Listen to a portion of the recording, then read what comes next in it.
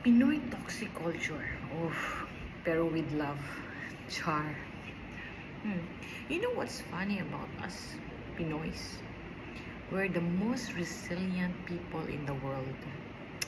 Reality yan. Pero minsan, sa sobrang pagiging resilience natin, kulang tayo sa boundaries. Like when someone say, pagod ako, the reply, lahat naman tayo pagod. Like, okay ma'am, collective suffering. Paligsahan ba to ng stress? And don't get me started sa toxic positivity. Toxic. Sasabihin sa'yo, be grateful. At least may trabaho ka pa. Bro, grateful ako. Pero bawal bang umangal kahit konti? Like, thankful pero pagod. Hindi naman mutual exclusive yan, di ba? Tapos yung classic, blood is thicker than water. Paano kung toxic na yung blood? Pwede ba akong uminom ng tubig muna? At sa mga family gathering, laging may, uy, tumaba ka. Uy, kailan ka magkakasawa? Uy, wala ka pa rin trabaho.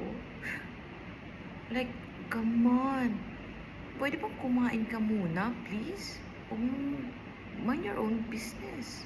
Yan, oh. And the best part, we joke about traumas. Someone share their pain and we say, hala, same, haha, trauma twins. Like, girl, dapat therapy, hindi matching scars. And here's the thing, we laugh about it, pero alam nating may tama. We normalize pain so much that we forgot healing is allowed. Hindi kailangan lagi kang matatag. Minsan okay lang maging tao. So yes, Pinoy culture is funny, warm, loving, pero minsan toxic din in the name of tradition.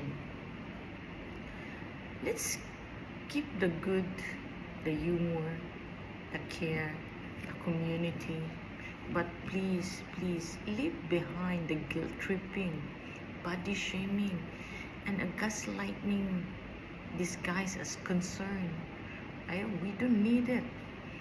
Kasi hindi lahat ng, uy, concern lang ako, ay concern talaga. Minsan, chismis lang yan with feelings. Nakikichismis lang. So, cheers to breaking the cycle and keeping the fun minus the toxicity.